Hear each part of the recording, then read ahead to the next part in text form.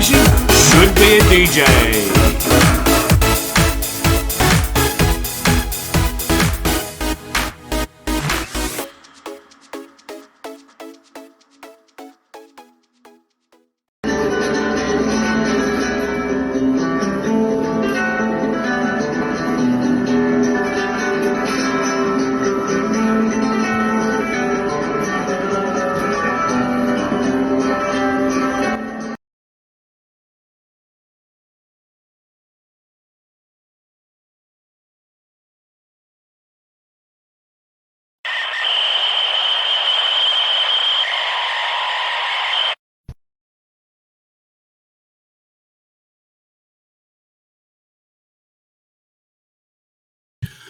Well, there you go. I'm running out of ideas for the start of the show. I can tell you that. I have been looking forward to this one for a while. I was warned not to put these two people in the same room together, so we'll just see how that goes.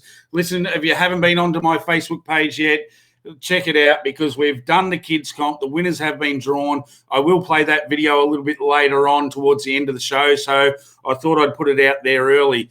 Listen, we're giving away prizes tonight. You do have to put your address or at least postcode in there to try and win a prize. We've got a mystery prize to give away, and we will also give away a question prize again. So today alone, by the time I post out all of the kids' prizes, we're probably going to be close to $1,000. So I do have to thank everyone that's been involved in donating prizes to the show, and Glenn from Bassman for getting us started with this one-off Bassman lure that has been won today by the young fella. And I'm not sure on the terms and conditions whether I can announce his name. So we'll just let people watch who won it. So, listen, I will get the guests on for tonight and have a chat to these two people here. So we'll bring them on. G'day, guys. How are you? Oh, good, yeah, good. The hands are already around the neck. Yeah, all good. Make it quick, though. Make it quick. You don't generally sit in that room at the same time together. No, not enough space. not enough space. I'll just get rid of this other camera here, and we should be there. We go. We can fit you both into the one screen, so that's good. Yeah. Hey, listen, guys, thanks for coming on. I know times have been a bit tough with all the COVID-19 stuff, and, you know, the store's been reasonably quiet, but we got some good news today. Victorians can now get on the road a little bit and go for a fish, and there's no kilometre distance. So as long as you can be home in the day, you know, it should be right for people to pop up to Mulwala and start having a fish. Yeah, definitely. Already had a few phone calls today. People keen, wanting to know water conditions, levels, all that sort of stuff. So, yeah, bring it on. Bring it on. What's the water like? Yeah. Oh, at the moment, yeah, what's came down through the ovens. It is a bit dirty, but unfortunately you can't catch them if you're not here. So it should be good. Looking forward to getting back into it. That'll be good. I am so keen to get over there. I'm not sure. I've had an invite to go over on Wednesday to have a bit of a look. I don't know if I'm going to wait until Wednesday, till the weekend to get over there, but I'm definitely keen to get over. It is one of my favourite destinations in the world to fish. It doesn't matter whether it's cod or not. It's just such a beautiful place. You guys, obviously, for the people on my show that don't know, run Lake Mulwala Fish Camp Ski, which to me, as I said the other day, is the best cod tackle shop I've ever seen. Thank you. No, that's all right. You. Yeah. And I want everyone to get to know you guys. So I have, I'm going to go gentlemen first on this. I've got 15 questions that I need you to answer, and this will tell us what type of person you are. This is one of these challenges. So Tony will have to answer first, and we are going to do this as quickly as what you can. So don't sit there and think about it too much, all right? You're all right. Fire away. Rightio. Coke or Pepsi? Coke. Pizza shapes or chips? Chips. Crocodile Dundee or Wolf Creek? Wolf Creek. Kenya West or Garth Brooks? Garth Brooks, mate, all day. Cod or Barra? Oh, shit. In the middle, Saratoga. Both. Roast lamb or roast chicken? Lamb. Tomato sauce or barbecue sauce? Barbie. Bonfire or nightclub? Bonfire, mate. Whiskey or rum? Southern. Barbecue or restaurant? Barbecue. Cats or puppies? Dogs. Whippets. Whippets. iPhones or Android? Wouldn't have a clue. Never clue. That's iPhone, true. iPhone. Read a book or watch the movie? Neither. Spin stick or bait caster? Bait caster. Scrunch or fold? Oh, shit. Baby wipes. A night in with the girlfriend or a night out with the boys? Yeah, you make the decision there. When are we going out? All right, this one's for you, Vanessa. We'll do the same questions. We'll get it quick fire. Coke or Pepsi? Coke. Pizza shapes or chips? Pizza shapes. Crocodile Dundee or Wolf Creek? Wolf Creek. Kanye West or Garth Brooks? Kanye West. Cod or Barra? Cod. Roast lamb or chicken? Roast lamb. Tomato sauce, barbecue sauce? Barbecue. Bonfire or nightclub? Bonfire. Whiskey or rum? Scotch. Barbecue or restaurant? Oh, bit of both. Barbie restaurant. Barbie restaurant, there you go. Cats or puppies? Dogs. iPhones or Galaxies or Androids? iPhone.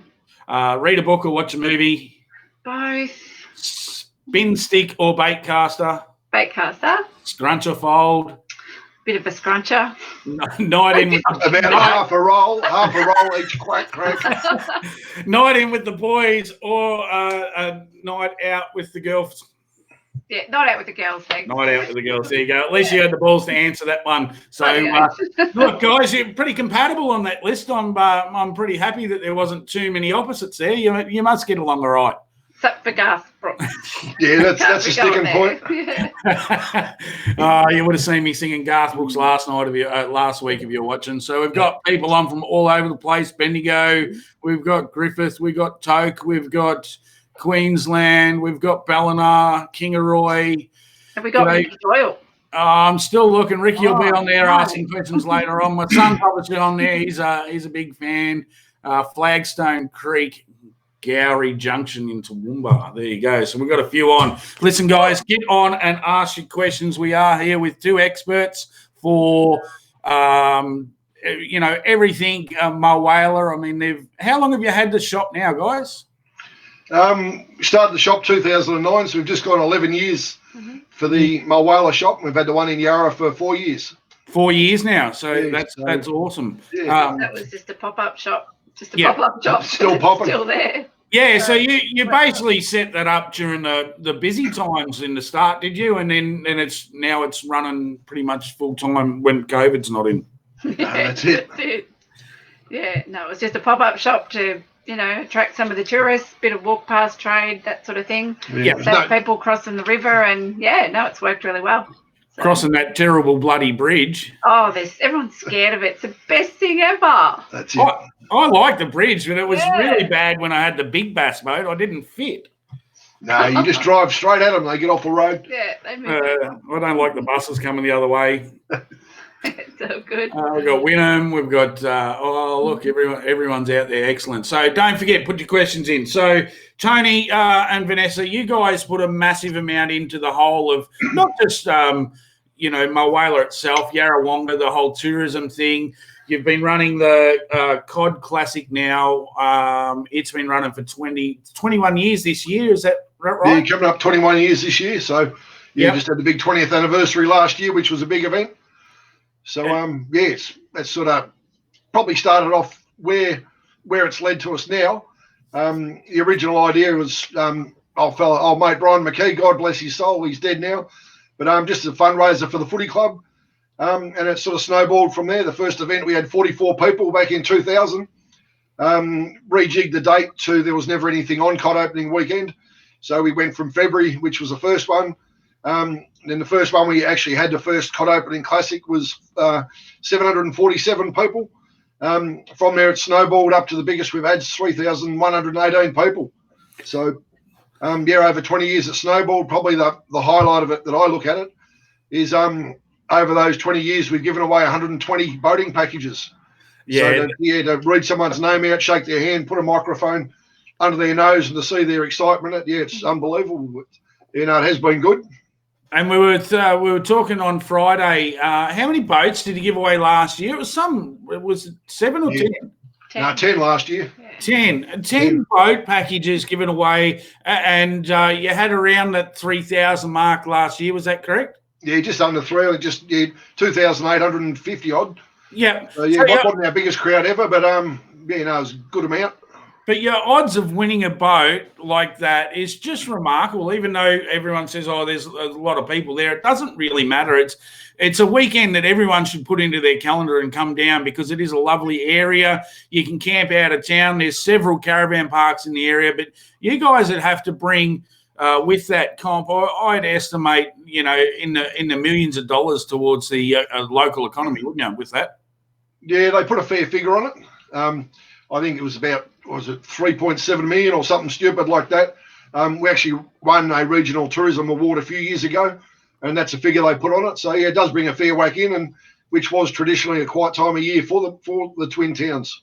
Yeah, because we like running caravan parks. We understand that it's like that, where sometimes that lead up to Christmas, everyone just saves their money or pocket money or holidays to go away at Christmas, and that lead up, that just first couple of weeks in December is always really, really quiet. So great initiative to put it on that weekend, and obviously it coincides with cod opening. Sure does. Yeah. Yep. I was hoping for some sort of answer. So not only that, so you run that, Tony, pretty much exclusively full time now. Apart from your work in the shop, but you've got the Nationals, the Classic, His and Hers, Dash for Cash, and the Golden Dollars. So you run 5 local competitions across the area. You guys, probably don't get enough credit for the amount of tourism dollars that you're bringing into that region. I think you're doing a wonderful job. Tell us, I missed the Classic last year. Unfortunately, Maddie and Annette had a baby right on time, so had to pull out at the last minute. But how did the Nationals go this year, Tone? Yeah, Nationals was probably the most successful event I've ever been part of, as in the camaraderie, just how smooth it ran, the enjoyment from the competitors. Like there was 37 teams. Every one of them went away and said it was the best event they've ever been part of. It can be thrown around pretty loosely when everyone's patting each other on the back. But, it was just a magnificent week. And at the end of the day, young Thomas Pinter and his old man Steve, they won it. Painter and Spider Rogers come runner-up. But just the fishing over the week was tough. But going the other way, just the event itself was amazing. So, builds again. We don't want it to get too big. So we're looking around 40 teams maximum. Yeah. But again, what we look at is making it, without doubt, Australia's premier cod fishing comp for those that make the effort to get there to be part of. Yeah, look, we've got Ian Rogers on there giving a comment already. So VB, you've lost a comp because of a mishap. What was that? We'll show that one. So what was that mishap, Vanessa? Oh, we didn't lose. We just dropped a fish at the end of the day. It was really cold, and I changed a lure, and I couldn't be bothered tightening it up too much, and got a fish and lost it with a pigtail coming back because it came undone. Thanks, Ian Rogers. What I'd probably like to say that Ian Rogers too is a fishing partner, so he is my fishing so partner. He's probably spewing on it. So I think you've sacked him though, haven't you? Yeah, there's been plenty of times that Ian's dropped fish at the death than when we've needed fish, and I've got all the fish. So that's okay. That's all right. You've got to pay back on them because they can hide behind their warrior there, the keyboard warriors there. That's all good. But I do believe you're dead set correct there, Tony, with the Nationals. It is a premier event. I mean, you put on everything. When I first come down, I think it's 4 years ago, we drove down from Queensland and I fished with Benny Farrow, and you did breakfast, you have cut lunches for everyone during that, and then the meals are absolutely fantastic. You changed up the format a little bit this year, but 4 days of fishing, all your food included, all you had to do was pay for your accommodation and fuel.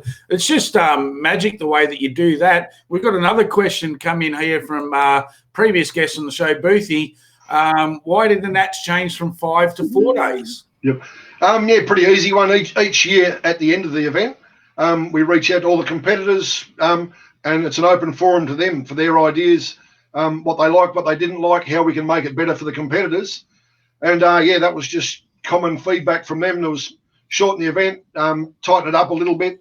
It was getting a bit hard for people taking time off in the early days the way we ran it. But the way it is now, registrations on Tuesday, fish Wednesday, Thursday, Friday, Saturday presentation, Saturday night. It's the first time we've had it on the Saturday night. I think we had to kick them out of the footy club at 1 o'clock in the morning just because they were having such a good time. So, and that's it's all culminated now after it is actually 10 years the Nationals has been running to what it is. Just people love it now. Oh, look, and I really love that. 4 days of fishing is just, it's tiring on your body, it's tiring on your brain, it's tiring on everything. The guys are absolutely a great bunch of guys. Like from the first year I come down not knowing anything, and I think we donated on day one, and a few of the guys come over and gave us a few tips, and we went out and slayed them on day 2 and pushed ourselves up into the top 10, and it was just like that. The camaraderie was great, but as I said, you guys supply everything. It's a 4-day comp, but not only that, you nominate what the people have to throw per day.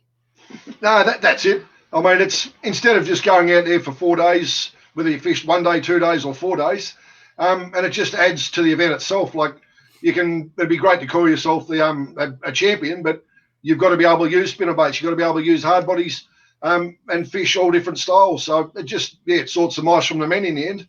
It does. I mean, coming from a bass background and where we can be quite as precious little people in the bass circuit, but not as bad as the brim. But we know that that was a mind blow. If you went to a bass tournament or the Australian Open and said, rightio, you can only throw a spinnerbait today, there'd be a few people that have coronaries, I reckon. Yeah, no, that's it. And again, over time, it's proved popular.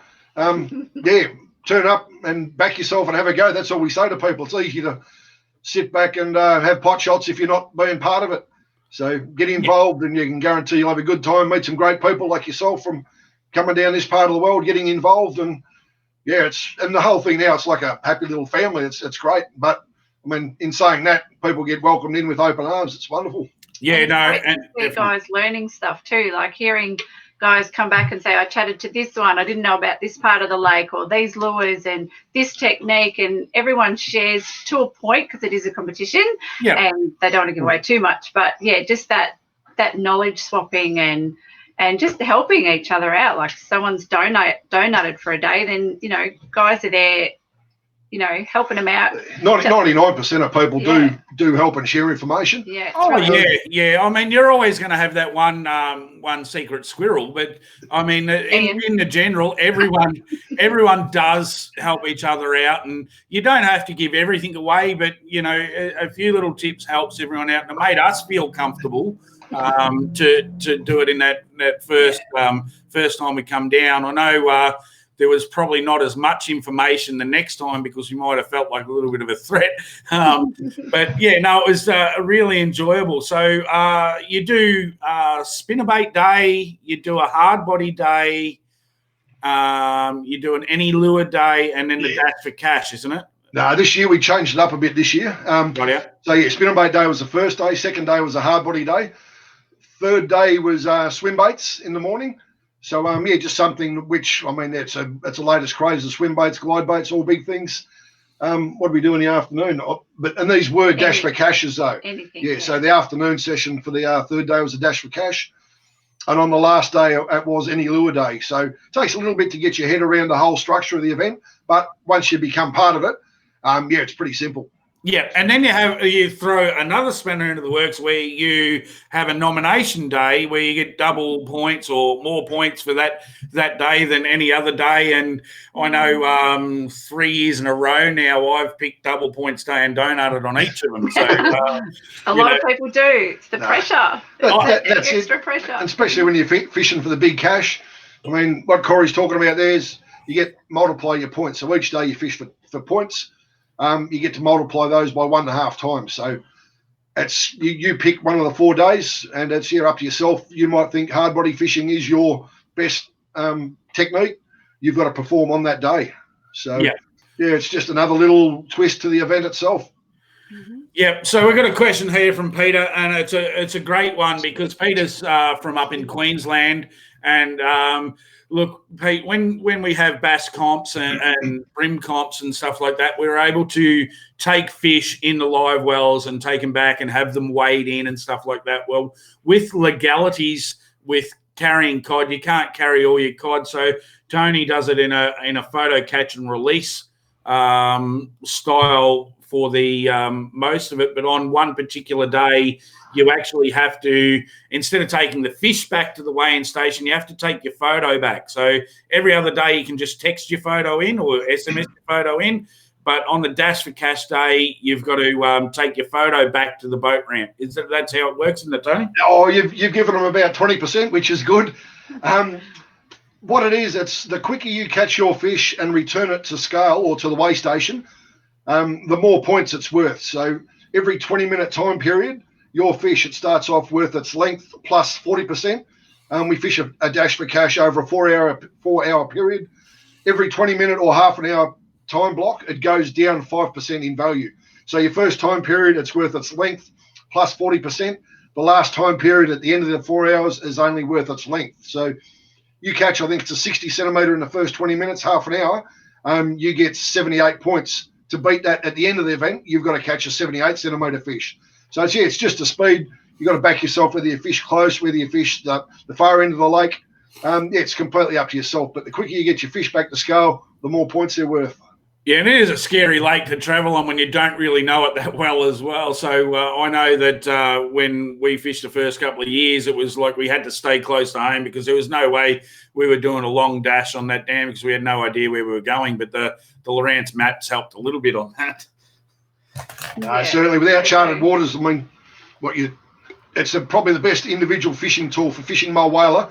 Get onto charted waters. Yes, that's very true, which I do have to do. I was trying to win one in another comp. So Shane Banks has asked a question here, Vanessa, for you. Do you have fond trips of your last trip to Windermere? Yeah, thanks, Banksy. It was awesome. Yeah, great spot. Didn't you break your arm or something? Yeah, Mudgee Hospital is tops. They look after you really well there. So shit place. I don't know why you'd go there. Back in a hurry. Been there for half an hour and end up the rest of the night in Mudgee Hospital. So, all right, we've got another one here from a guy in Queensland that I used to fish a lot with, Michael Paddy O'Dowd, who's written river cod or dam cod, which are harder to catch. It's what you're used to. Yeah, personally, really. we won't call it dams. We're a lake up here, so take offence if you call it a dam. But we're straight out lake fishermen. To fish downstream in the river, we'd probably do 99% of our fishing here in the lake. So to comment on that question, you're probably actually talking to the wrong people without making up a bullshit answer. Yep, no, that's fine. And I think why would you go down river when you've got that lovely lake there to fish in anyway? So exactly. I'm just looking through the questions here. There's a few good ones popping up there. Yeah, I'm trying to limit some of them. Obviously, the friends are on there. Peter Wright's put another big one up here. I'll read it out. Living in Queensland, why aren't caught up here in the dams? I'm guessing it may be too warm. Well, Pete, I believe that a lot of the stocked fish, I know Hanwood Fish Hatchery up beside Yallocool used to do a lot of the breeding for the cod that was sent down this way. So it's got, I had a guess because they're just the apex predator of the waterways. They would clean up all the bass, yellow belly, that sort of thing up there. It would be hard, I guess, for them to compete in a smaller environment. At a guess. But and also on that, I mean, we've done bugger all up there in Queensland, as in cod fishing, as in none. But I do know there's been some good, I shouldn't say out of Kubi. There's been some good cod caught out of there. So if he does delve a little bit deeper into some of those southern dams, I'm sure he'll find what he's looking for in the way of a few sneaky cod hiding around there. Yeah, for sure. I mean, there's plenty of waterways, but I think nowadays they try and limit where they put different species of fish and, which side of the Great Dividing Range and all the rest of it goes with it. Yeah.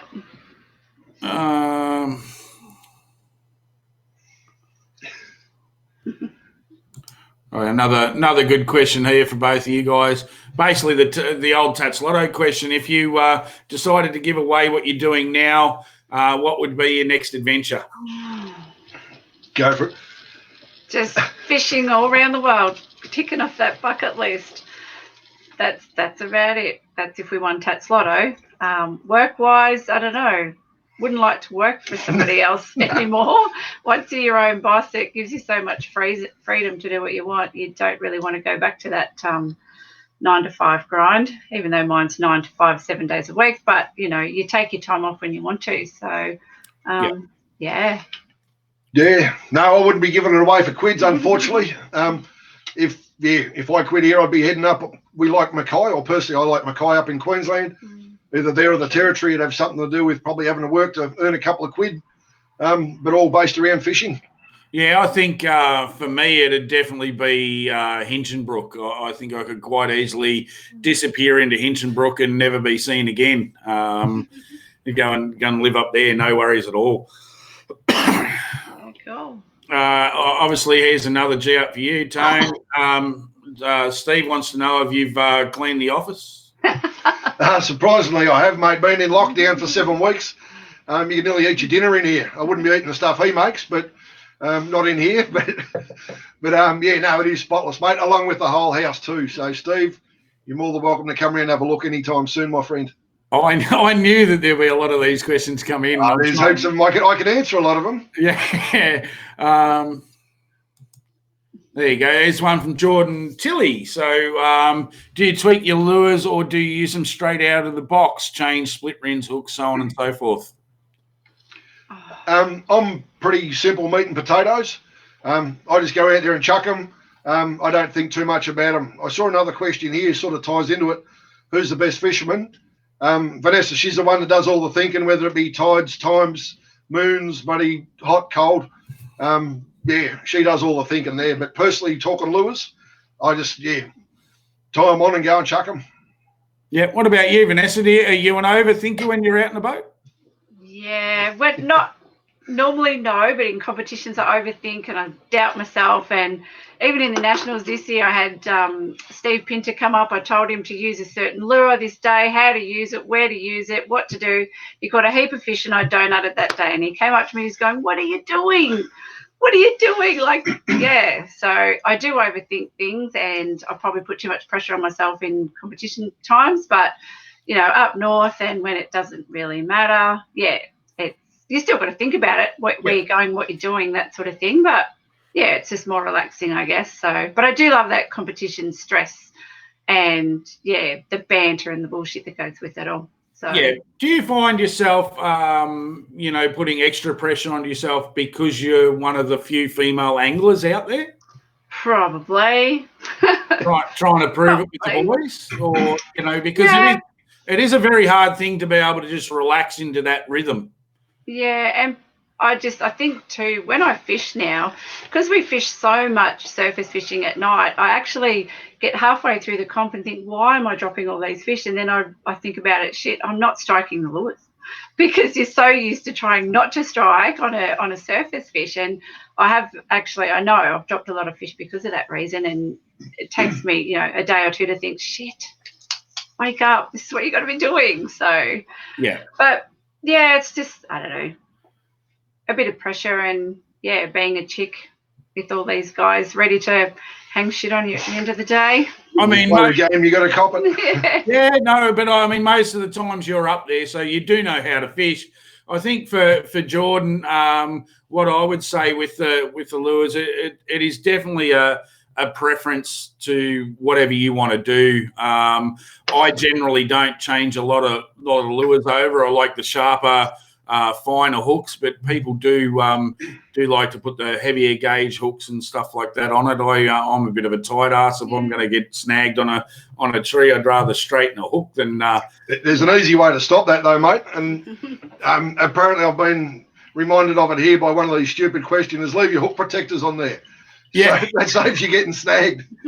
I have done that, and actually won a stuff up at a water, a big comp, one of the only comps I fish personally. But got dusted by a big fish, and then wound it back in and had the treble covers still on there. Well, not the treble covers, those little pieces of plastic they leave on them. Yeah, no, I've been a culprit of that as well. So we are doing some prizes tonight. We are giving away, and one of them's a mystery prize.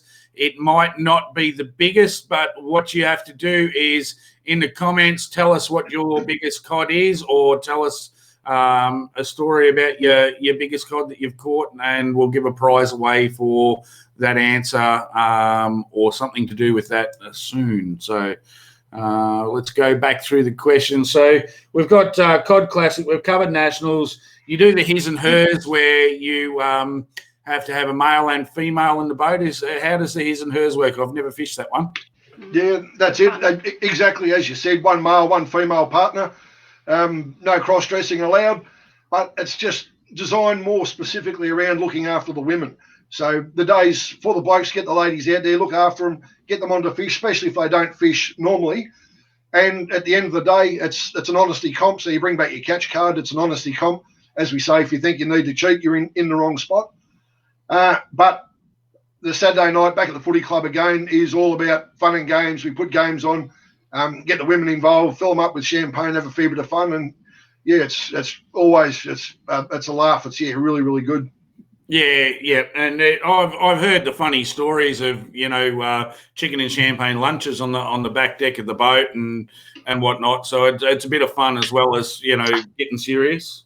It's good to see. Some of the ladies that have fished over the years, they've never fished before. They've caught the first cod in the event, and then there's a couple of girls that have actually then teamed up, got enough confidence together, fishing together, and teamed up in the Dash for Cash and fished against their partners. So as an all-girls team, so it's really good to get some more girls out there and giving them the confidence to be on the water on their own and kick the boys' pants. Yep, that's it. I actually, before all the COVID happened, I fished all night over at Mulwala, and I happened to pull up at the boat ramp, and there was a young couple there at the boat ramp, and they'd had a reasonably good session, and I tried to talk them into the his and hers this year, but they didn't want to. They said they were going to have another year off and then try and get into it. I mean, you're always trying to promote them, and hopefully the couples will get out there and do it, because it is good fun. Yeah, it's good fun. And that's it. Even coming through the shop, you see couples that do fish, and you mention it to them, and over time we've seen them come back again and again. They fish it once, they think, oh yeah, should we, shouldn't we? They get involved and they keep coming back, and it's good to see them time and time again. Yeah, and it's not the pressure too. Like the first year we did it was all lures, but due to the stress of some of the husbands and the women wives casting in the boat, so it's bait fishing, lure fishing, whatever takes your fancy. So it's just about getting out there and having a good time. Glenn Casey's putting there, Tony, you don't work. All right, so Peter Taproll, if your life depended on it, what would be your go-to lure or technique to catch cod? Who's going to start? I'll start that. Yes, simple for me. If your life depended on it, it'd be surface fishing. It's pretty easy. You chuck it out, you wind it in nice and slow. You go to lure, I'd probably say either a Baramba lizard, Bidgewong, or a Cutafara rat straight out. The rat, yeah. Probably either or. Probably Joe the rat, the Cutafara rat. If it was my life, that'd be simple. Yeah. Yeah. Do you find Mulwala to be? Can you catch them on surface all day? Definitely. Yeah. Definitely. All day, bright sun, overcast. Yep, you can catch them. We had a chap here a few years ago from Netherlands, and we took him out surface fishing at night. He wanted to go for a fish during the day. he didn't know any different, and it was February, 42 degrees, bright, hot, and he was just casting, sight casting cod off the surface, and he got, fish up, in the 70s, 70, 77, yeah, he got a couple. So he did really, really well. And that just made me think, well, shit, we've done it in overcast, but, if the weed and the structure's there, go for it. Think out of the box. Don't do what everyone says in the magazines and online. If it feels right, just throw a surface lure. Like, God, it's the best. We were a couple of weeks ago when we had Rod McKenzie on. He said exactly the same thing. That don't be frightened to, think outside of that box. Yeah. He's caught, big Murray cod on surface lures in the middle of the day with bright sun, 40-degree days. So yeah. You don't. I won't comment on where he fishes. Yeah, we won't go in. Those little dams, I love it. All right, so biggest cod. We've got heaps of people. Let's just give some shout-outs. We've got Tracy, Mark, Bocco, Sarah, Bo, yeah, we're still reading. Bycatch. Never caught a Murray cod. Oh, look. Ricky Doyle's on. Oh, hello, Ricky Doyle. So for people that don't know Rick, he's a big supporter of everything local and a lot of fishermen, even though his business is to do with plumbing. He's supported my show here tremendously, given me heaps of prizes to give away. So, Probably all the stuff he's won in the Nationals. He can actually fish. I'll give him that. He's won the Nationals with his young fella Ruben. Yeah. Yep. With his daughter last year, they won the his and hers. His and hers. But it amazes me for a man so small how he actually sees over the side of the gunnel. So he does a super job. Oh yeah, well I was wondering when he's even shorter. He's shorter over than Casey. Yeah. They're both hobbits from other mothers. Tell me, well, I'm going to go through some questions here because now that everyone's putting their cod in there, I'm losing track. Tell us a little bit about your trips. You do a trip each year. You go up to the top end. You obviously would have been up there around this time. Where do you go and what are you doing up there? Oh, we just do the three famous spots. The Daly River, we love the Daly. Shady Camp, which is out into Chambers Bay, Tommycut and the South Alligator, Crobbery Billabong. So it's very touristy spots, but they're places that we're just drawn back to every year because we catch fish and it's just beautiful. We know it. We always run into the same sort of people there all the time, and yeah, it's just one of the best places in the world. If you haven't been there, you got to go. Yeah, no, that's something we've done. I think for 18 years, been heading up there. Yeah. Now we have, which is great. Different friends fly up each year, sort of week about, and we get just as much enjoyment now out of putting them onto fish, seeing them get fish. And I mean, we don't give a shit if we're not catching them. To see, we shouldn't say spastics, but those that haven't fished before, blokes like Painter Rogers, it'd be good to get up there. Bloke that can't fish really well. But just taking other people up there to enjoy what we're doing and be part of it, that's the enjoyment we get now. And you tow the boat all the way, don't you? How long does it take you to get up there? Yeah. Oh, normally about 4 days. You do it without rushing.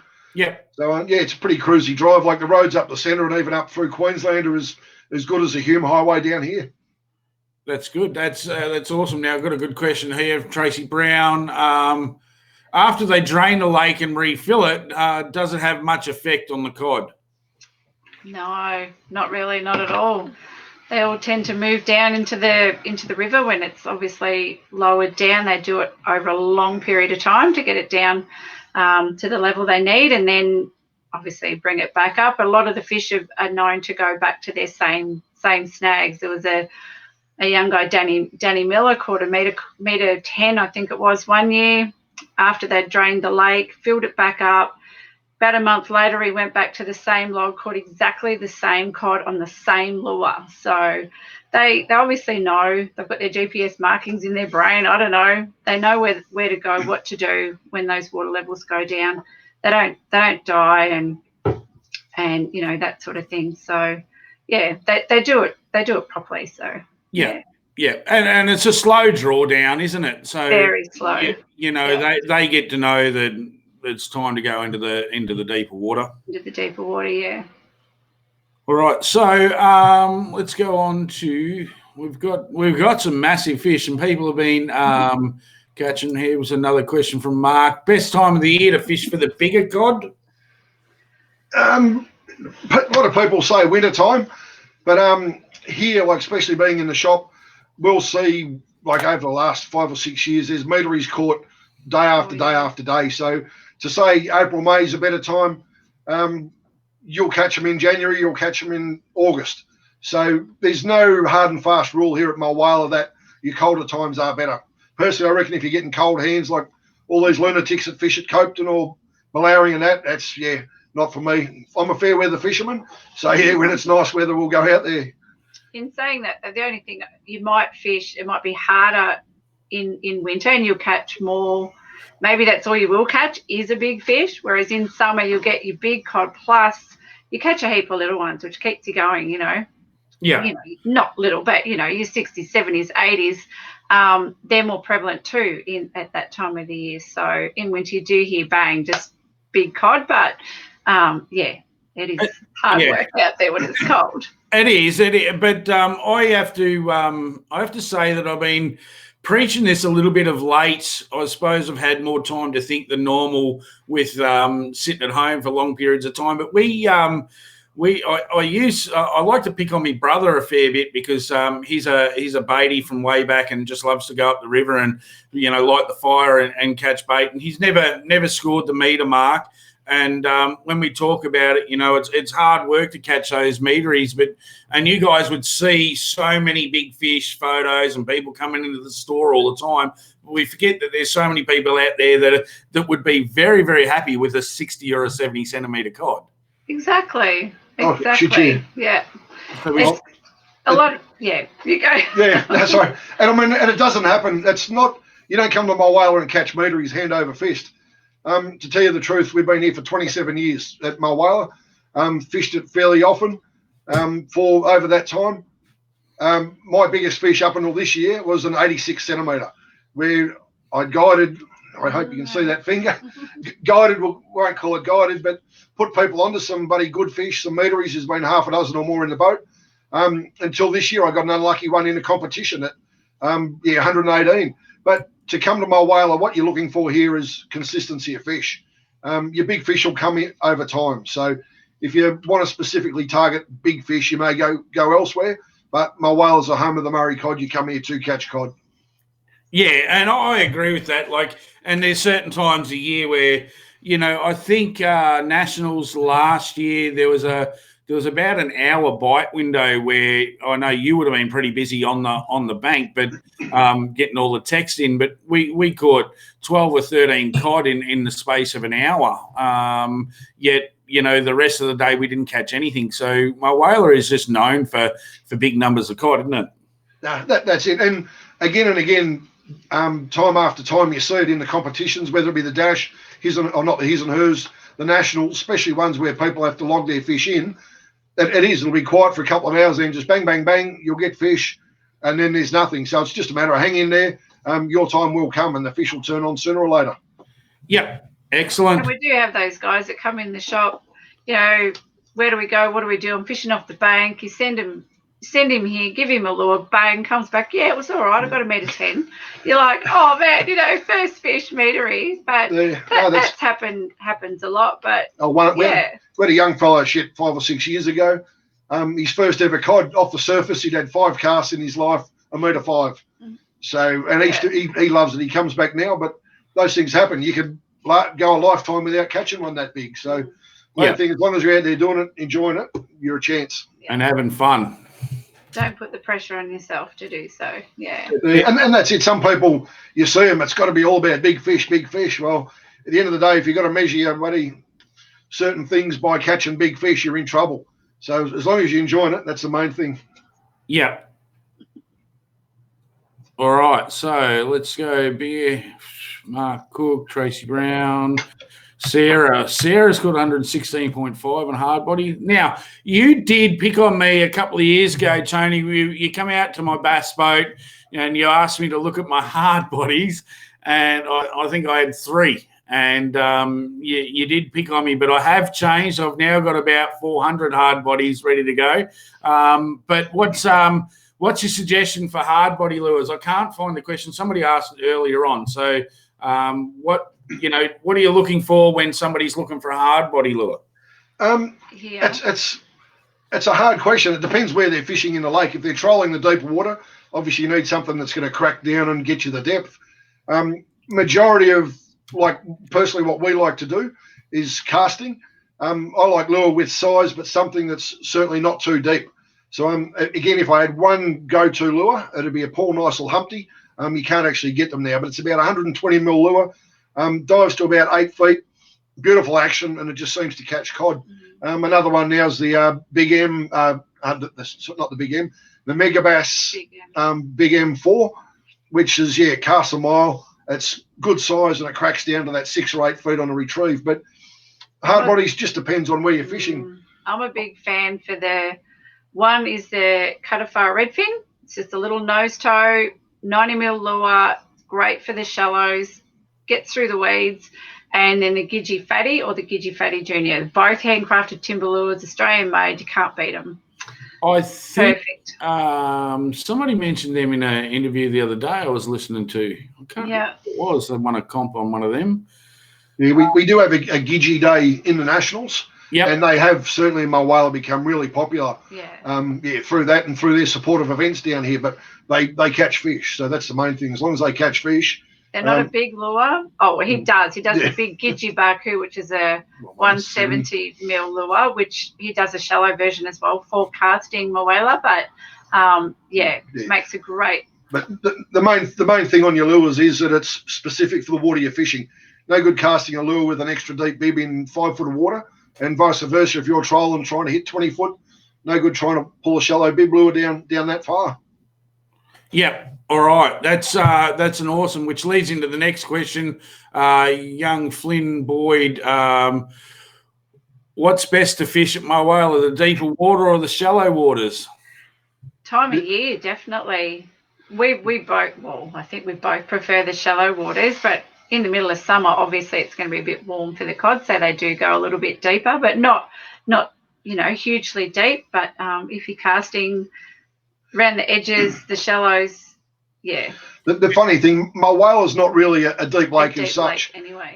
The waters fish in Mulwala average from 3 to 4 foot or a metre up to probably 5 metres maximum. So unless you're fishing the river itself, it's not a very deep lake. But in saying, as Vanessa said, we probably prefer that shallower stuff. You can cast between that 3 to 6 or 7 foot depth mark.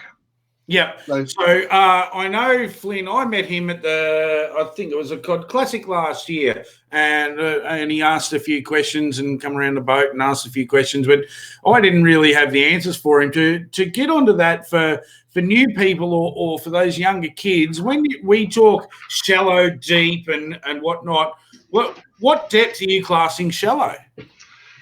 For us, shallow. Well, for me, shallow would be 4 foot. 3 to 4 foot. Deep, like for me to fish, up Arcstave Silver, fishing up this end, like the town end of the lake around the trees, which are 12 to 16 foot. I just run out of patience waiting for my spinnerbait. That's it. Anything over that 10 foot is deep. Is deep for us, yes. Yeah. We don't troll, so we don't troll that the deep riverbed and whatnot, but so there's 30, 40, there's a 50-foot hole up around Bundalong in the Murray, but So in general, you're saying sort of 6 foot and under is what, when people are talking about, and you hear people talking about the shallow water, it's 6 foot and under is shallow water, and sort of 6 foot and above is deep water. Yeah, spot on. Probably about that 8 foot mark. Something where most of your lures will get down there and work pretty easy. So I'd consider around, personally, if I was to fish the lake, I look for that 6 to 8 foot water mark. Depending on time of year, or where you're fishing in the lake, you may go shallower or deeper. But if you can stick for those that don't fish Mulwala very often, if you come here, find that water that ranges at 6 to 8 foot, you'll be pretty well spot on. So when you get you get the charted waters maps, obviously the satellite image, but even with the Lowrance social maps, I've found little pockets around that you would, most people wouldn't even go in there because it was too shallow to start with, and then you come in and there's a nice little, probably what looks like an old farm dam or something like that, and it's 12, 15 feet deep. Are they the sort of areas that you look for to catch fish, or are you fishing those edges, or are you fishing just the shallow water? What sort of? All of it, because it's such a treed and heavy area, it's hard to be zooming from one particular spot to another, because obviously, unless you're in the riverbed, it's so much timber. You got to look for flow too, and structure in those drop-offs and deeper dams and whatnot. One or two or snags, they're going to hold fish. There's so many different things that you're going to look for. The main thing here, is your structure. Yeah. And that's it, whether you just keep whacking away at it. What I say is, even if you can't see something, you spread your cast. Yeah, you'll be in Mulwala, you'll be covering over structure somewhere. But that's the main thing. When you fish here, you just look for structure and keep working that. Yeah. So we've got another one here, which is I think that's Bocco, Leslie. So bright or dark lures? What's everyone has their preference on this one? Yeah, it just depends mainly on water clarity. But it's in Mulwala, the water's it's never clean as in crystal clear. So personally, I'm not a massive believer it makes a difference here. Maybe in some of your cleaner dams, but at Mulwala, as long as it's in the water, you're a chance. I'm a big believer also, I say to a lot of people, stick with what you're confident in, because you will fish it better than if I sell you a purple lure and you like black and red. You'll fish your lure better than what somebody else tells you to fish. So it's a confident thing. Rule of thumb is, dirty water, bright lures, clean water, your natural colour lures. But stick to what you're confident with. I do the opposite to what everybody says. So if someone said black, I'd use white, just because. Once again, thinking outside the box, if everyone's throwing black, you'll throw white. I like a good debate. Yeah. It's I say this all the time, and people get sick of me ranting on about it. I love the surface lures when people are buying surface lures because I think that the colour makes a difference. Well, it's only the colour on the bottom that makes a difference. I mean, it doesn't matter what the top looks like. Exactly, it's just a silhouette. That's it. That's it. Yeah. So we've got another one here. What's the rod and reels you both use? I use a combination of venom lures, crankbaits, and bait casters. Oh, rods, sorry. And I'm a bit of a fan of the Daiwa range, even down to your basic Daiwa. There's the Gem Blacks. They're like a $200 rod. They're a great little outfit. Really like them. Yeah, no, I don't get too fussy personally. But again, rod-wise, you can't go past the Venoms. Also like the Dobbins. I've got a Dobbins rod that I tend to go to a fair bit. And reel-wise, just whatever, the main thing is, whatever fits your hand, but I use just a Daiwa Tachulas. The boss here, she uses the stuff up the tree a bit more, but I don't get the privilege of being able to pick the good stuff. He wrecks it. He wrecks everything. You probably don't fish enough, Tony. I mean, you're always organising the comp. So that's it. That's it, mate. I wouldn't do it if I didn't enjoy it. But as long as the gear suits you, you can afford it. You don't have to spend $1 million to keep up with the bloody latest craze. It's what suits you and what's going to do the job for what you're actually doing. The Venoms are awesome rods, and we're all about this looking after Australian made. Well, they are all Australian made. They're made in a little factory up in Brisbane, and it's an Australian run company, and it's something everyone should get behind and support all our Aussie made gear. So they are a cracking rod. So they are, we've got Ian Rogers got a question here. If you had 30 minutes to fish and catch a cod in the lake, where would you fish and which part of the lake would you go? I'm not telling him. I'd probably go, because I fished where he caught his with Pona the other day. I'd head up into the Everglades just up past Drain Lane in the backwaters up there. So, no. Where a cod is made up. Yeah, that's where Painter loves fishing, but I shouldn't give that away. Personally, if you had to catch a cod for your life, I'd probably fish the willows along the Tarramaya bank on the New South Side bank. Not a lot of big fish there, but the numbers are smaller fish. Tucked into the timber at shallow water on the edge of the lake. I'd head over to the north side of the lake, the Tarramaya, the high banks. Or Malabar. Malabar, that's up in the backwaters. Yeah, I'd have no idea where they're all called. I just follow the track from last time. It's where I watched your video, mate, where you caught the fish in the Nationals. So over to that same bank. All right. Well, we won't tell everyone about that one. Let's go back to where Ian Rogers fishes again. Where was that? Just the Everglades. Well, Boothie's trying not to tell us any of his secrets. No, he's the same spot. Same spot.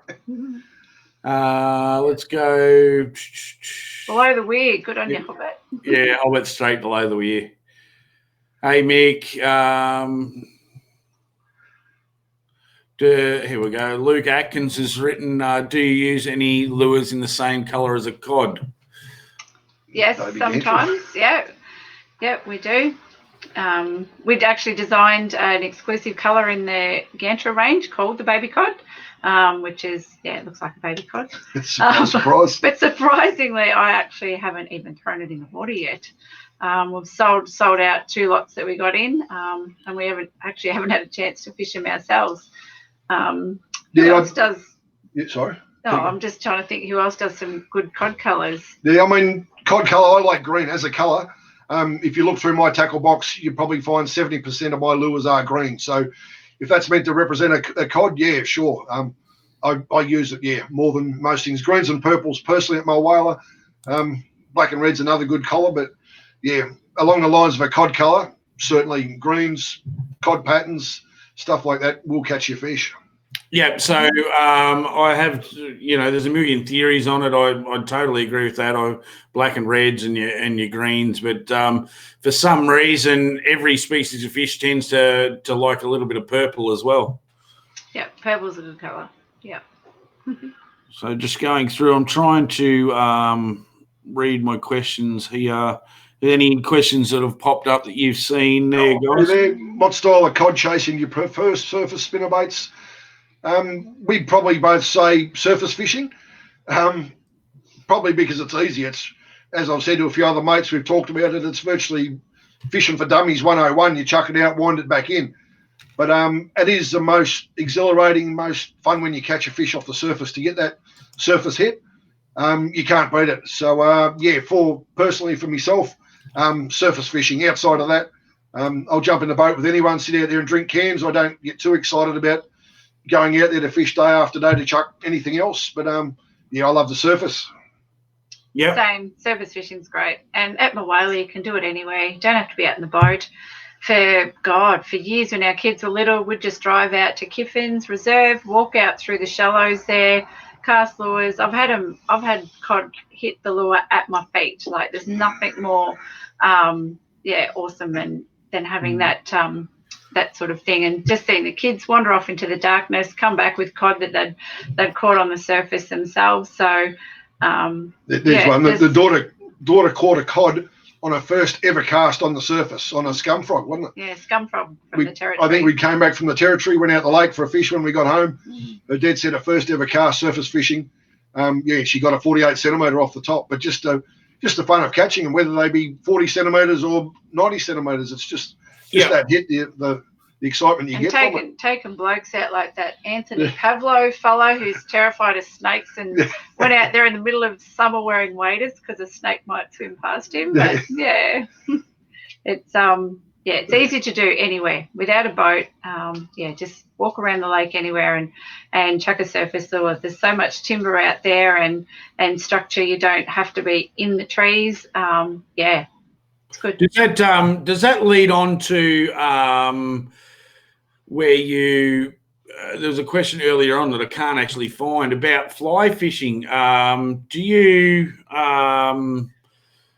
Is fly fishing in Mulwala an option for that surface bite? Yeah, definitely. A lot of guys have done really well out there with fly, but personally, I know nothing about it.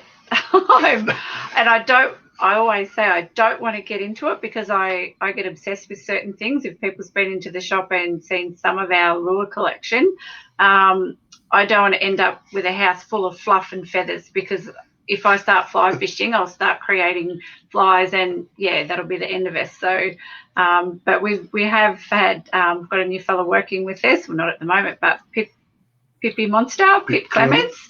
He's a fly guru, and I have learned a little bit off him, and he's pushing us to do a bit of a fly fishing competition or that sort of thing. But personally, no idea, and don't profess to know.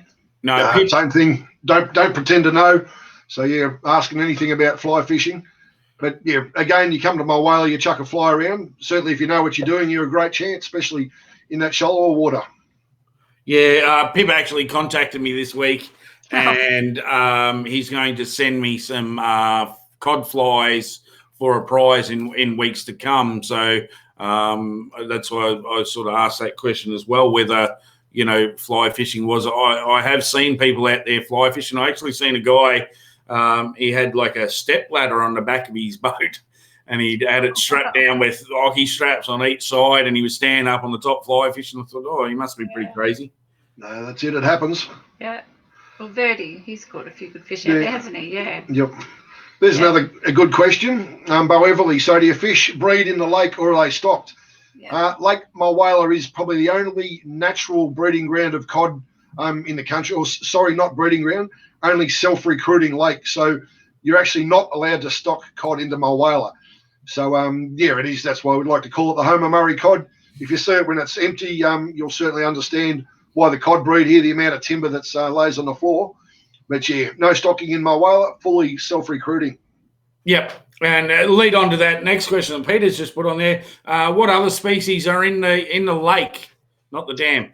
Yellow belly, carp, and if you're lucky, you'll find a redfin, pretty much. And if you're extra lucky, you'll find a trout.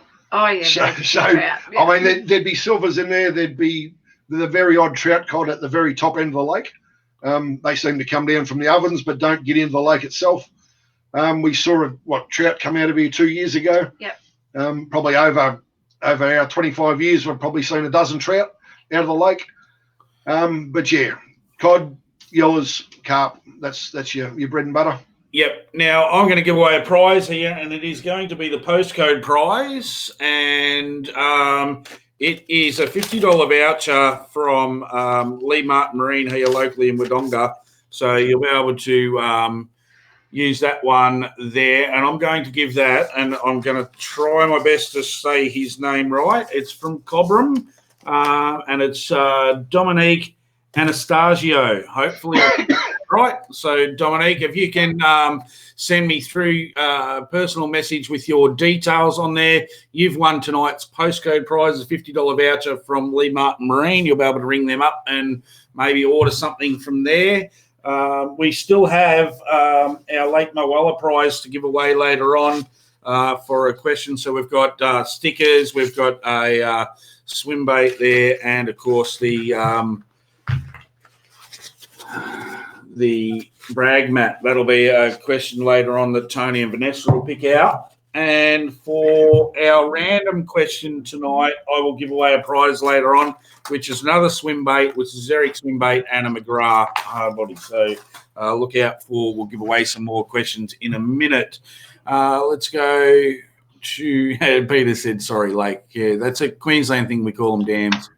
That's it. There's another one. Boothie's asking about draining the lake this year.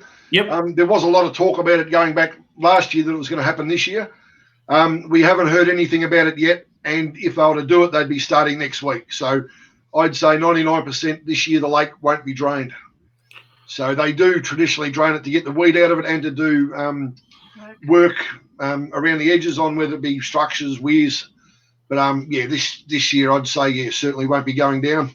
Yeah, and I've just been told by my other half who's sitting inside that I've put my foot in it, Dominique might actually be a lady. So we don't actually know that. So we'll work that one out as we go forward. So we've given away the postcode prize. As I said, the random the random prize and the question prize still to go. Let's see. Let's go back through the questions. Any that have come up that you can see there? You guys are picking them up better than what I can. Yep. I knew you were going to ask this question because I watched your past shows. I've got no idea what the question was, but I wrote it down, and I think it was Flynn Booth. Great question, mate, whatever it was. Yep. So I think that was his own, Flynn Booth. Yep. No, so he's a winner there for you, mate. Well done.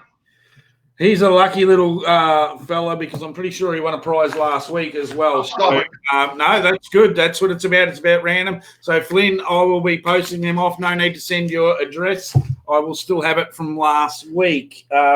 So, yes, I've got the one lucky prize that we'll give away towards the end.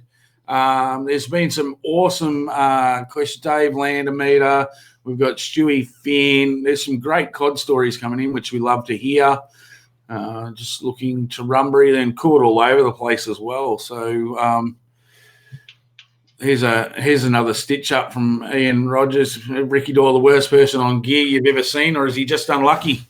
No, just certainly unlucky. No, we won't go any further with that one. But the good thing is he doesn't spend a lot either, so he just gets it replaced. So just gets it replaced. Ask your questions away. Keep feeding them in. If you could choose two species of fish and make them a hybrid, what would they be? I'm pretty sure you'd cross a cod and a barra, wouldn't you? Exactly. Yep. Put them at Alice Springs. That'd be the perfect spot for them. No. In the middle. Oh, for distance driving, but no. Nah, that's it. What else? Questions. If you can't see them. Yeah. About lures, what's the lures we've sold most? Probably over time, it'd be Bassman spinnerbaits, bar nothing. Yeah. In spinnerbaits, I mean, they sell 95% to anything else. Hard body wise, probably jackals. If you're looking for a hard bodied lure. And custom craft, they sell all the time. Custom crafts, the ACs tick over, the cutter furrows. I mean, they all sell the gidgies. Yeah, the gidgies are really good. Yeah. So there's hard bodies are a spread, but yeah, in anything else, if you had to feed your kids off one thing, it'd be off Bassman. Yeah. And I we've had Bassman on before, and they're known for that sort of thing. I want to ask you about your lure collection you've got in the shop there. You've got a lot of collector's items, I suppose, in the shop. What would be the most valuable lure you've got in the shop there, mate? Jeez. You don't have to name the price. I'm just saying. Been thrown a lot of money at us for certain lures, but it's hard to actually put a value on. Yeah, a lot of them are actually priceless. Yeah. So it is hard to put numbers on them. The collection started off. Name some of the lures that are up there in price. Obviously, they're probably not going to be ones that everybody's heard of because our collection's more unique stuff, hard to come by. You've got to know the people to get them one-offs. But I mean, in the shop we've got for the traditional collectors. There's a Kodicha sitting in there, which is a Peter Newell lure, probably seen as one of the doyens of lure making in the country. Up to nowadays, you've got your Chris Nielsen's, your Brian Powers, your Fugleys, your Cutterfarras. To try and name them, the Barambas. JJ's Plagues, they're all going crazy at the moment. They're thugs, There'd have to be 150 different makers that we've got in store. We've actually thought about cataloguing them. We don't even know who half of them are or how they got there. Yeah, a lot of people bring them in. They see the collection. I've had guys just bring them in and say, "I love what you've got here. This was given to me. I don't know what to do with it. Look after it." People have just make lures to hang in there and to have part of the collection. So it's pretty cool when people do that. It is a great collection. I can sit there and look through all those lures as much as look at the new ones on the wall. Every time I go in, I see something I haven't seen last time. But say if somebody's out there and because it's getting quite trendy at the moment, collecting those old lures. I know I follow a couple of the Facebook pages and whatnot, and my dad's got a fair collection of some of those lures in his box that have never even been opened. What if you were going to a garage sale and you found some old lures? What would be the ones you'd be looking for? Probably something with a bit of age on it. Timber lures. Probably the big collectibles, certainly down this part of the world that people look for, are your timber stumpies. They're probably your most collectible down here. There's a few others. Down unders. Yeah, your old down unders. With the doll's eyes, they're very sought after. You've really got to know what you've got, what they're worth, and going the other way, what they're worth if you're looking to sell them too, because I mean that's how you get a bargain. We had an old lure in a collection we got from a friend. I was selling for a friend, and I just put it up for sale as a group, and a chap who in Queensland just said, "Oh, is that one there, VB? That could be an original stump jumper." And I went, "Oh shit, really?" Because we didn't know. We thought someone had actually tried to make it. It looked like a copy of a stumpy. Yeah. So I actually got in contact with him and showed him, and he said it was one of the first ever lures that he'd made. He'd made 5. Like 12 or something. Or 10, two different depths, and it was one of the original ones he'd given to friends to fish at. Before he even started making actual lures, that sold for $1,500. Yeah. I was happy to sell it for 20. And that's sometimes you'll get a bargain, and sometimes you won't. I know up in Queensland 20 years ago when everyone was trolling, they had a Blitzbagger, which was done by Murray Sudgeon, and he hand carved all of those. And I've seen a post on one of the pages. Somebody was willing to pay up to sort of $300 and $400 for original unused Blitzbaggers the other day on one of the posts. The amount of them that are sitting on trees that I lost over the time, I could be a millionaire. Yeah. No, that's it. And again, as you say, a Blitzbagger, like personally, I know what they are, but it's very location specific. Where you mentioned that name down to people down south here, they've got no idea. Yeah. But to a Queenslander, they're meat and potatoes up there. Yeah. So, and it's what they'd be chasing. Yeah, Dad's got a heap of Kadiaches hidden away somewhere that I've been trying to get at. What? Where's he live? Yeah, I know, right? Every time I mention to him, I say, look, the only thing you got to leave to me in the will is the lure collection. Don't worry about the rest of the stuff. I just want because they're in there, they're dug away, and he won't get them out. So that's what we keep. Yeah, I know some of them haven't even been opened, so that's pretty cool. We keep telling the kids, they're not worth $20 each, okay? Because I told Dad it's $20. It's not worth $20. The beauty of our collection too, like a lot of them have been given to us, they've turned up, people donate them, whatever. Nothing there is actually for sale. So there's nothing we'd actually put a price on. They're not there to make money off. They're just there as show and tell, and people actually come in to look at them. Yeah. And as I said, that's good. So we've got another question here. I was just chatting while we were waiting in between questions. So what's your funniest funny moment from Simon? Funny moment, jeez. It'd have to be you. Probably I'll go with one. Last year was we took a friend up the territory, Dean Turner. Now he probably won't be listening because he's a golfer, but he'd never ever fished, and or he thought he'd fished before. We sold him a $50 rod. He sits down at Barwon River in Geelong, using chicken as bait. Yeah. But anyway, we took him up the territory, and he's a city slicker too, like the city slicker, that's it. Mozzie's scare him. There, so he was shit scared of crocodiles. But we promised him the trip of a lifetime, and at the end of the week, he had with us. It was the greatest fun he'd ever had. But first day, we hit the river. This was out at Shady Camp. We trolled probably 50 yards, bang, I'd hooked up to a big Fredfin salmon, and he was on the net. Well, I had my arm in a cast. Yeah, that was just after she busted her arm last year. So Bernard was on the net. He'd managed to wipe this fish off, jam the bloody lure in the net, rip the fish off, fish swam away. Well, after 3 days fishing, it was the greatest fishing we'd ever had, where we landed near 150 threadies in 3 days. At the end of those 3 days, you actually got patted on the back if you could swipe the fish off. So, we were having double and triple hookups, but to see his absolute spasticness, call it what you will, noviceness, in the end, he was catching these fish hand over fish like he's an expert. At one stage, we backed his drag right off because we knew he was about to get a fish. He's trying to fight this fish with no drag. To see him, leaning on a fish, winding, and it's just screaming off. To think back, that's one memory that comes to mind. Yeah.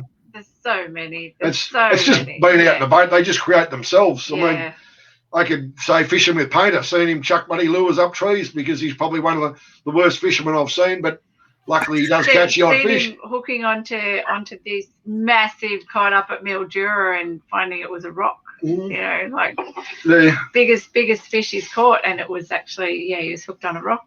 I think that's what it's about. I know we've been doing the kids comp over the last couple of weeks, and seeing all these photos of kids out there fishing, it's just great. The old tackle boxes, not Xboxes sort of theory is what it's all about for me to see kids out there. But all this mateship that's out there that we don't really, I suppose, promote enough in the industry. Everything that we do seems to be either tournament orientated or, sell this product or do that, where it's the mateship. And that's sort of where I started with this show, that I wanted to chat to people and find out the nitty gritties. Yeah, give some information out, but have a bit of a chat. So for everyone that's on, if you want to jump onto my Facebook page, and I've just done a poll. It'll take you about 2 minutes to fill in, just of where I can go with the show going forward. I want to, obviously, after COVID's finished, I want to sort of continue on, but whether we do it as a challenge type thing, or we meet at a destination, or I come to Mulwala and we take Tony and Vanessa out on the boat, just jump on there and answer a few questions and give me the feedback so we can know where we're going from that one there. Any other questions you've seen there, guys? There's one there from Lee Mount. Do you think there's too much bait in the lake? Sometimes it's hard going. No, it's probably, as we see time and time again, the fish will shut down. They'll turn on for an hour or two, maybe, might be a 10-minute window. But I reckon it is the perfect breeding ground for all things. So whether it be the right amount of bait there that sustains the population, which leads to the great breeding, which again in turn leads to the bloody healthy population. So we definitely don't get those big bait balls like you see down the river downstream that can block your sounder out. Like, they're huge. It blew me away, the amount of bait you see down there, and can understand why the fish is so big and why they are hard to catch down there. But, this is in South Australia. Down. But I mean, of recent times, actually, last time I was out fishing, you are starting to see bait schools school up this time of year. But, yeah, certainly not too much. It just puts the fish in good condition. And the amount of bait that's out there, it allows the amount of fish to live in harmony. Yeah. So do they, as you said before, they breed and whatnot in the dam at the natural lake, populations? Yep. In the lake. It's do you find that what's the bait source? Where is it just the reddies and the carp that they're eating, or is there another bait source in there that they're feeding on as well? Oh God, they eat the yabbies, they eat crayfish, they eat mice, birds, they'll eat themselves, swans, they eat themselves. Definitely the carp. There's so much in there. As they say, like, cod they're not afraid of anything. The only threat to cod is humans. They are apex predator of the waterways, as they always say. So they'll eat anything. I mean, there's platypus out there. I'm sure they eat platypus. They'll have a crack at anything. Christ, guys come in saying that they've attacked their electric motors and they've got teeth scars underneath to prove it. So who knows? That sounds like a Ricky Doyle story. Oh, was it Ricky Doyle? There are plenty of those stories going out there, but not just bait population for the cod, but what are the yellows chewing on? Shrimp. Yeah, that tends to be a standard shrimp, yellow bait around here, shrimp. But yeah, unfortunately, what we need to answer a lot of these questions is a talking fish. So that'd be wonderful if we could come across one of those. We'd have an answer to all your questions. Yeah, that'd be so true if we could only talk fish. That's it. There's one. Who is is the biggest influence for us? There we go. Yeah. It's a bit hard to say. Again, we didn't get into the fishing game like a lot of other people that bust their ass and want to become the next big thing. We got into it solely off the back of, I used to fish. I come to Mulwala to play football. I was the only sort of fisherman in the football club. We used to run the social club for the football club, and the president back then said, why don't we have a fishing comp? So probably his influence there of starting the fishing competition, which snowballed to our whole friend circle is the fishing industry. So yeah, Brian McKee was probably the influence there to getting us into fishing the big time. Outside of that, as a kid, going back 40, 50 years ago, I remember I used to go and check the gill nets with the old man. So I mean, he's been a poacher from way back, but now lives out here on the Murray. If he saw you taking a fish, he'd cut your arm off. So, I mean, I started fishing with him from a young age. Yeah, so, and times have changed. I mean, I know you and I are around the same age, and I can remember going out and cutting tyre tubes up and making stringers and all that sort of thing as a kid. I mean, you know, and I watch Dad now that he doesn't like taking them either. It's just, you know, but that's the way it was back then. Oh, God, yeah. I used to go fishing with my brother, just camping down the river. That was my first influence into fishing, and we used to go down the Mulwala Canal. I lived in Finley, and just as kids, friends, we used to go and catch the carp and redfin when they let the canal down just in the shallows and chuck them in the bucket and take them home, and Mum's like, oh, what are you going to do with this? Like, yeah. But then when I met Tony, we used to fish out in the bay, catch, you know, in Melbourne, yeah, flathead about this big, listed thing, yeah, about that big. So not a 3 meter. But yeah. But a lot of the big influences in cod fishing these days are actually the older generation are friends of ours that we've met and sort of, I guess, grown with. And then you've got your young guys, like some of the young ones, like Thomas. Like we've known Thomas since he was a little kid. His mum and dad have been fishing the Cod Classic for 20 years. So we remember Thomas and that from being little kids, and it's really good to see them progress as they've grown up and moved along with what they're doing. Yeah. Excellent. Which got a good question here from Nick, who what do you think will be the next big trend? Obviously, everything goes in ways. You know, is there something that you'll think will come back from 15 years ago? I mean, swim baits are big at the moment. We've got surface crazy. We've had spinner baits. You know, hard bodies. What's the next trend going to be? Yeah, good question, Nick. G'day, Nick. How you going, mate? Good fella. Personally, if I'm to go out in the lake and fish now, I'll chuck a hard body before anything else, unless hard body or a mumbler. But I can see that wheel, as you said, turning again. We've gone through spinner baits, we've gone through surface lures, we've gone through crankbaits. Now it's all about swim baits, glide baits and stuff. I can see people going back to the hard bodies.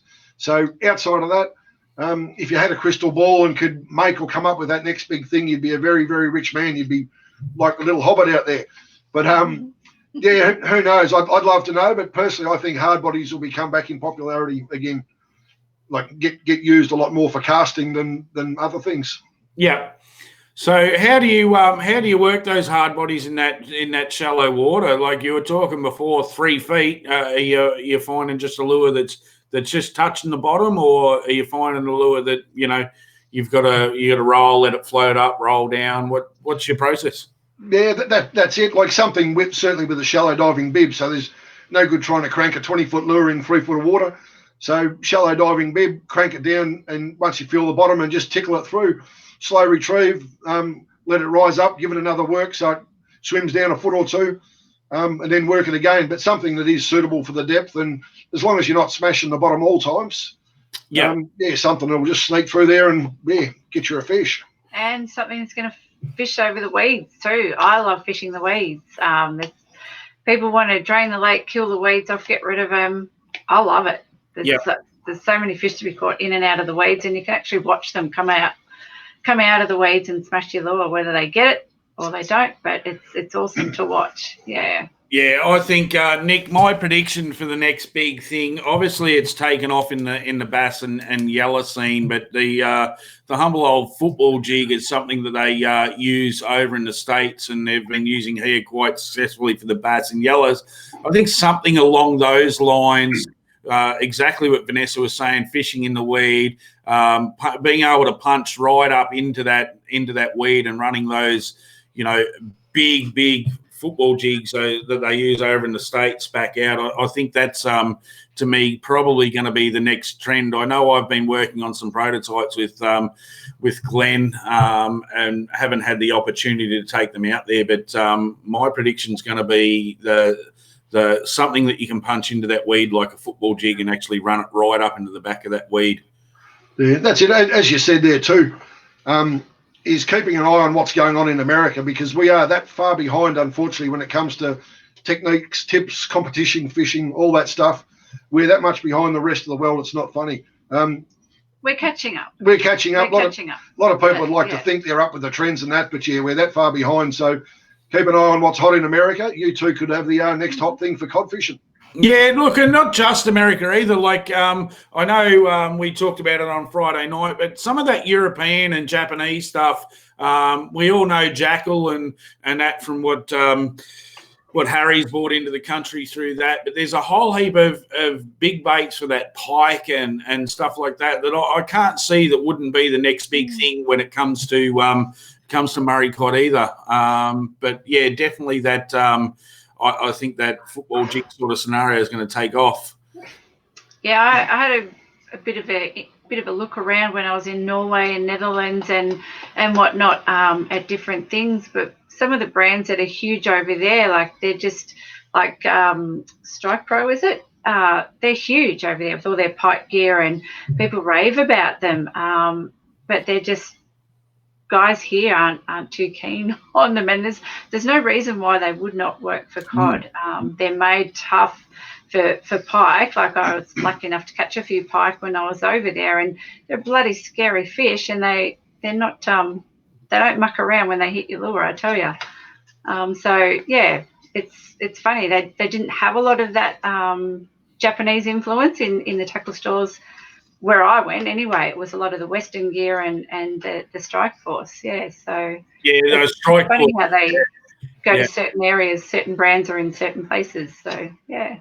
Yep, and look, Ricky's just added on to that, and somebody that is a gun. I mean, we've picked on him tonight, but Rick is a gun on the lake, and he's basically said jigs work for sure, but they love the bang and clang, and that's where, as Tony was saying, we are behind in the scenes. I've actually got some jigs from the States that actually have rattles in them, built into the football jigs, and you can buy, in the States, the bass fishermen have different jigs in them, and he's just put up their ice jig. So we'll leave that one alone. That's redfin fishing. So there you go. Before this question goes off the screen, what's the most memorable tourney moment for each of you in Mulwala? Probably mine as being a tournament director. I'm lucky enough I don't get the stresses of what all you feed income fishermen do that fish the comps. I don't have to panic. I can just sit there and laugh at you. But for me, the memorable stuff is when people come in there that excited, probably more through the dash for cash in the days where they had to return the fish live. So it was a mad helter-skelter. They'd come in, there'd be trebles hanging out of hands, legs, feet. There'd be busted rods. Things had turned to shit really quick. So for me, they're the memorable moments. But also along the lines of, say, when Boothie fished with Vanessa, got his first meatery, when people are just catching big fish and they're that beside themselves, and you can see the excitement in them, whether it be in a comp or not, but to see it actually happen in a competition, it's just great to have these memories with the people themselves. Yeah, I must say, Boothie, thanks for the question. I think that was pointed at her. It was watching you catch your first meter cod at Mulwala with me in the boat. Probably at the time it was just happened so quick, and it was all, yep, bang, we're in a comp, let's keep going, whatever. But yeah, when I look back at it, it's pretty special, and I was pretty tough to share that with you. Yes. That is, and he did talk about that on what do we go with Booth? He was episode 2, so he talked you up and said you're a pretty good guide. Can net too, he said. I remember that.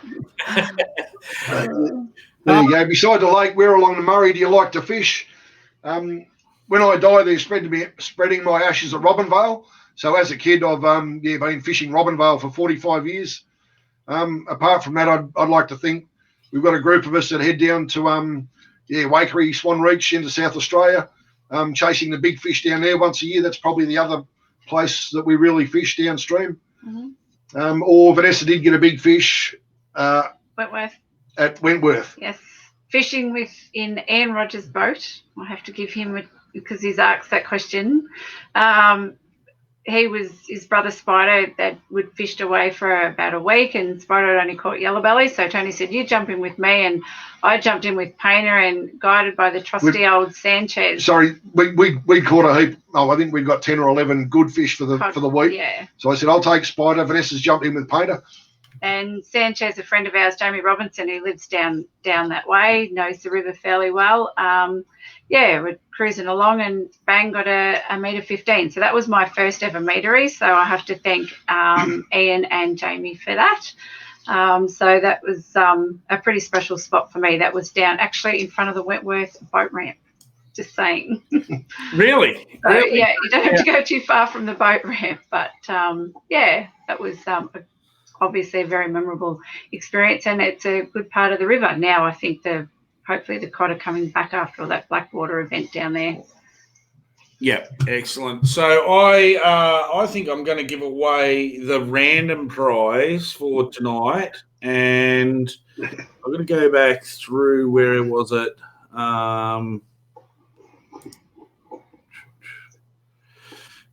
I said put your cod out there, and I wanted to give this prize because it is a cod prize. So it is a Zerich.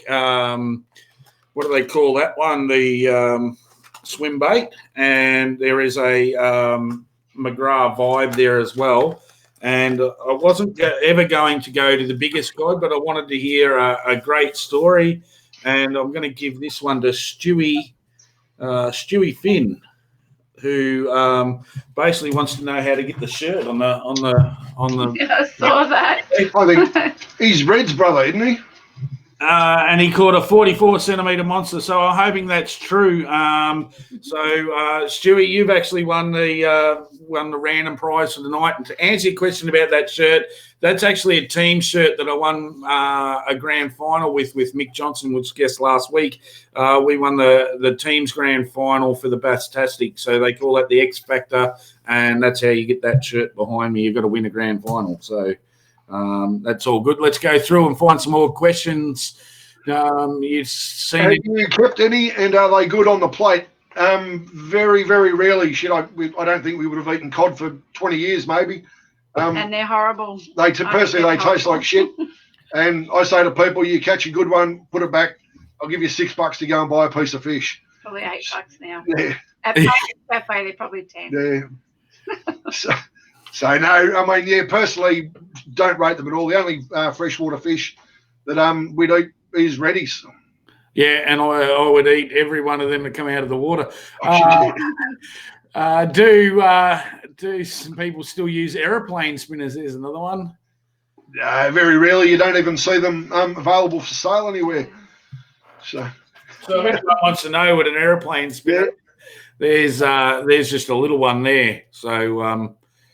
There's no reason why they couldn't work, but I just think, why they couldn't? Well, they probably do.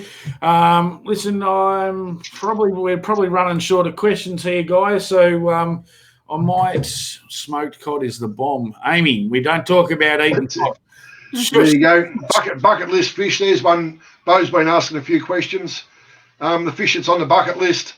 I'd like to get over to into South America one day, maybe, but unfortunately, I haven't got the balls to go out of Australia. I like this country. The big tiger fish over there, I reckon they'd be grouse, or the peacock bass over there. Things that just certainly over there where they attack surface lures and chase them to the boat, and they'll jump in the boat. I reckon something like that'd be grouse. Yeah, those peacock bass, geez, they're aggressive. Yeah. Or the boss, cool. I don't know. Well, I'm lucky, Bo. I've caught a couple of my bucket lists, which was northern pike in Netherlands, but I would like to catch peacock bass. I was heading to Mongolia in about a week. 20 days, and I was going to go chase taimen over in Mongolia, but the tiger fish definitely, and the peacock bass definitely, yeah. Yeah, they're just insane. If you get onto YouTube and just type in peacock bass and see some of their action there, you can see the fish coming from 20 feet away. It's amazing. My bucket list, obviously, close to Australia would be black bass, but of late I've added those big tarpon out of Florida. Oh, yeah. They look crazy. Yeah. I would love to get over there because of the environment too. You're in Florida and, you know, the sun and everything else. But to see them catching those fish on the flats, they're like a barramundi on steroids. Steroids, all right, yeah. Egypt, hopefully get to Egypt and taste them too. That's, yeah. So, Peter, redfin is a perch. Yes, English perch is to answer your question. Boothie, thanks, legends. Been awesome listening. Yeah, look, I think most of the people are going to start to drop off tonight. We've hit the 9:30 mark, so I will say it has been an honour and privilege to have you guys on the show tonight because, as I said, you probably go unpraised, and I can't talk highly enough about both of you as not only people, but running tournaments and the shop that you run. You do a wonderful job. You bring so many millions of dollars into the area just with what you do. I love your work and love what you're doing. So thank you very much for your time tonight to sit up late and you know, have a chat to us. What have I got to mention? The kids comp. So the kids comp has been running one. It's on my Facebook page. If you want to go back and watch the videos, have a look at the fish comp. Heaps of kids are very impressive. The winners are there, and I will be posting out somewhere in the vicinity of you know, $800 worth of prizes over the next 3 days for the kids comp. So thanks to all the donations that everyone's put in for that. I have to ask for donations because, you know, I can't afford to run this show myself. So if anyone's out there that's got some stuff that they want to donate, send it all through for me. Next week's show, we are talking New South Wales bass. So we're on with two guns of the Glenbourne Sinclair type arenas with Peter Phelps and Tom Slater. So we're going to have those two on for next week. And then I won't tell you who we've got on the week after until next week, but we're going to go and cover yellow belly, so the AKA golden perch for the first time on my show. So thank everyone for listening. Thanks, everyone. I will post those prizes out. If you want a prize, send me through your address so I can do it. Thanks for all the questions, and thank you, guys. Couple of quick things before we go, mate. Yeah, mate. Quick call out to Steve and Tanya Cannon. They've been asking a shitload of buddy silly questions. I've just seen one come through from Jerry Ison in South Australia. G'day, Jerry. And there was one more thing I'll answer before I give myself a shameless plug. Fish Camp Ski Lake Mulwala. We are your sole authorised Minn Kota service agents for this part of Australia. So if you're looking to get your Minn Kota serviced, sing out, get it installed. We'll get it back to you ASAP. And finally, the biggest cod I've seen come out of the lake was 1.35 m. So we've seen a 135, a couple of 132s. I don't believe they grow much bigger here, but 135 is the biggest. But anyway, to everyone, thanks for the questions. Get behind Corey. He's been doing a great job.